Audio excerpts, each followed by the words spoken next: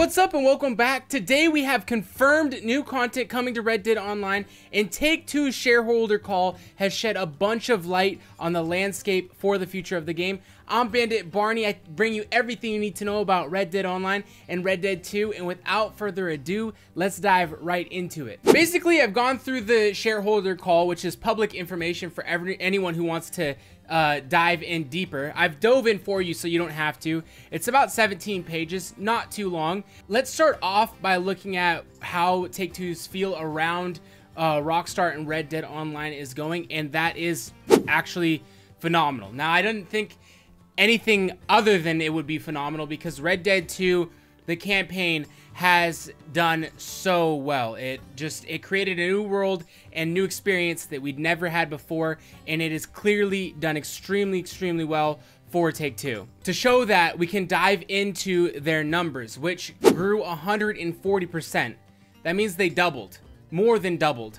They got 1.57 billion in the Q4, which was above their predicted mark that they were going to get, and that is because Red Dead 2 did so well. They're also expecting this quarter, so the way a business works, right? A quarter is 3 months, and each quarter so the first quarter actually starts 3 months into the new year, because a business runs on a yearly schedule where at the end of the year, taxes are due, which is April. So we're right now in Q4 for businesses, and Take-Two's looking for Q4 to be really good because of Red Dead 2, and they also point out NBA 2K. We're going to keep it to the things that Rockstar creates because that's our interest here on the channel, and Rockstar has done so well with their title that not only did they far exceed their Q3, which was the holiday season, but they're also going to exceed their Q4. Which for some of us experienced players of Red Dead 2 are kind of at the point where we're like, well, a lot of us are ready to move on to something else, right? A lot of us are ready to move on to the next thing because the online is really lacking. And this is something that you could kind of look at when I read through the call, the transcript of the call. You could kind of see that the focus for Take-Two, which is the publisher for Rockstar and Red Dead, was that Red Dead 2 has done super well, and the focus on how, like, basically they're talking to their shareholders and letting them know, you know, these are what's going to affect our business going forward, and right now we're looking at things going better than planned, and that's because of Red Dead 2. Now, it's important to note that Red Dead 2 and Red Dead Online are two separate IPs for this business and this call. So they're primarily focused on Red Dead 2 being something that has far exceeded the expectations of it. To date, they've sold over 23 million copies, which just like it blows other competitors out of the water. It's just done so well. But that doesn't necessarily talk about Red Dead Online, which is what we as players of the game want to continue. It's also something that, as you read through the transcript, that Take-Two is acknowledging as, hey, like, once we release the game, like Red Dead 2, it's out there. You're pretty much done with it as far as either getting your audience or not. But when it comes to online versions of those games, those are things that you can continue to work on and change as they grow, and as they get older, you have more time to work with them. As far as the Red Dead 2 goes, that's like a one-hit wonder. When you release it, it's either really good or really bad. Then the online comes and you have something to work with it. Have some time to work with it, which is kind of gives a little bit of insight to where they're at with it, in that when they released the online, it was very clear that it wasn't this polished work. They put the beta tag on it and it wasn't this polished work. It was ready to go, but according to this call, it wasn't that wasn't their expectation with it. Their expectation with it is to make it something like that in the future. Something that gives us a lot of hope in that is that it's, according to Take-Two in this shareholder call, roughly 60% of their net bookings, which I believe in this call, net bookings is just their revenue, or their planned revenue. So roughly 60% of that is coming from Rockstar Games. So over a half of the company's net bookings revenue that they're looking at is coming from Rockstar Games, and Rockstar Games is clearly going to sell more copies of Red Dead 2. But what's going to grow that over, what's going to keep Rockstar Games is that flourishing online portion of the game. GTA 5 sold a ton of copies, over 100 million to date copies sold for GTA 5. During this call, Strauss, which is one of the higher ups at Take-Two, says that GTA 5 was the best piece of entertainment in entertainment history. He refers to it in some form that way. And you gotta say, like, it's true. It's true. Like, GTA 5 has been alive for so long, and knowing that is the path that they're gonna be taking with Red Dead Online. Because the reason GTA 5 sold so many games is not because the story's so great, which it is, but it's because the online is that experience that's so diverse and so fun with so much to offer that you can't really beat it. And that's what then gets people to buy the games, is like, hey, I'm gonna go play online with some friends, right? Not so much that the story's great, although that's there. The online portion is what continues to push those sales in the future. And with Rockstar Games at 23 million sales, that's phenomenal. In 100 days to sell 23 million copies, absolutely phenomenal. But in order to push those sales in the future, the online is what's going to do that. The online is what's going to make those sales the long-term giant that the likes of GTA was, and that hopefully Red Dead 2 will become. One thing that's really, really hopeful in that outlook is that at one point a shareholder asked Strauss, you know, like, what's your guys' focus? There's a lot of free-to-play games coming out.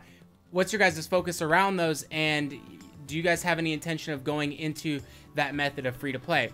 And basically, Strauss, I'll sum it up, says that, look, our focus is and will always be to deliver more value than we are asking for in price.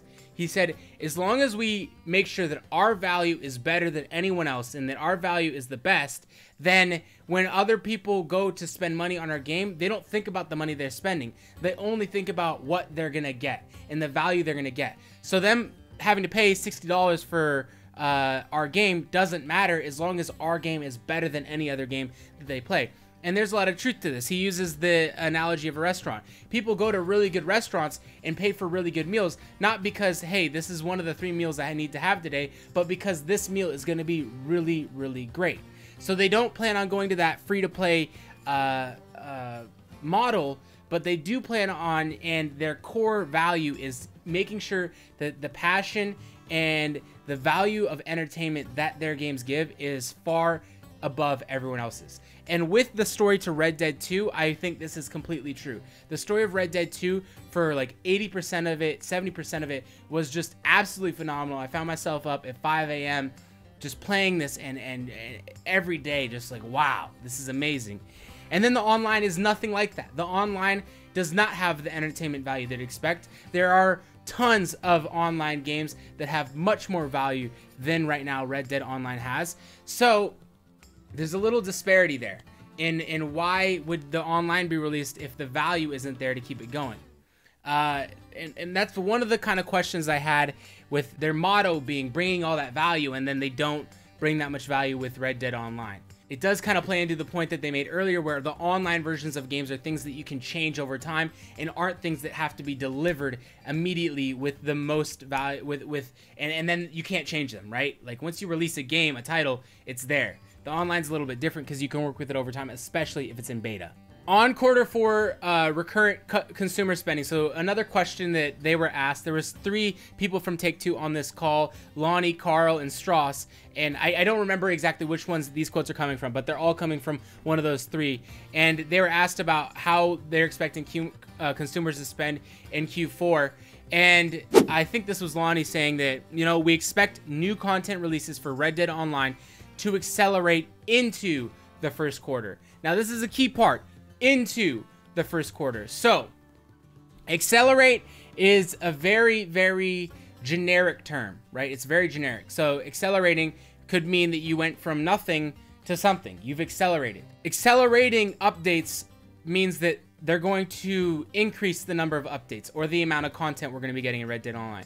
This is confirmed by, I believe, Lonnie here, to happen into Q1. Q4 is going to end in March. April will begin Q1 because that's how businesses work. It's not like a yearly schedule from January to December. All right, it's when taxes are due.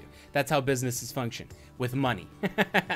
And into Q1 means that it makes me believe that by quarter one, we're going to see content start stepping up.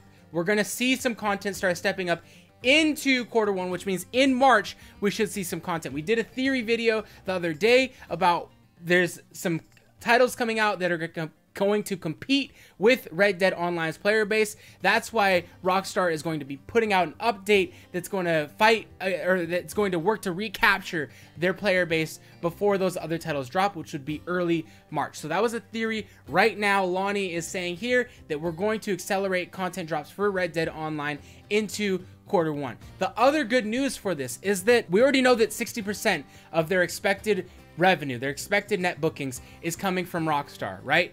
On top of that, their recurrent customer spending, as mentioned in this quote, is focused on Rockstar right now at the point, and especially with Rockstar having Red Dead Online. Having that a focus for earning is great news as players, because whenever a business is focused on gaining money from that area, they're going to be putting most of their resources into that area as much as they can, because that is where their business is going to be thriving and expecting to earn money. So this is good news for us as players. And on one last note, I want to talk about, because as a player of Red Dead Online and Red Dead 2, over the last couple months, I've been following Rockstar on Twitter and seeing what's going on.